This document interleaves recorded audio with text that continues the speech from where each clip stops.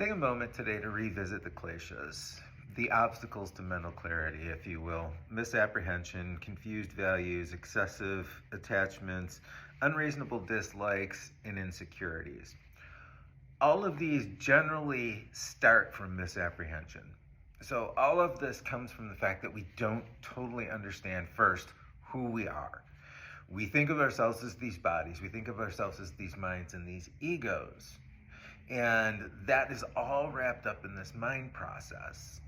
And these obstacles to mental clarity, these kleshas, when we look at how misapprehension plays with us all the time, and one of the most common things that they'll use as an example is like in the dark. You look at the ground, you see a coiled up hose or a rope, and you might think it's a snake. And in the light, you can see that it's a snake.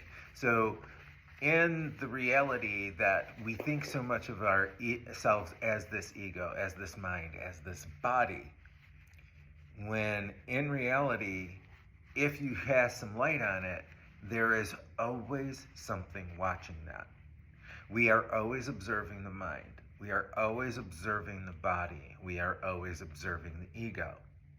We are always observing our emotions. We can see these things happening.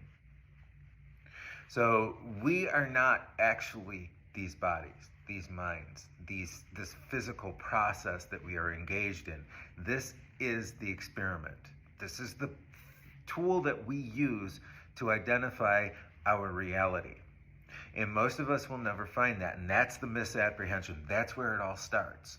That's why we need to work with this process, this eightfold path of asana, pranayama, pratyahara, working with the mind, concentration, meditation, and ultimately that integration that is samadhi. So being aware that a lot of what's going on is this misapprehension, and when we don't see the true self, this is the greatest of the misapprehension. So hopefully you find something useful in this. If you do, leave me a comment. Namaste.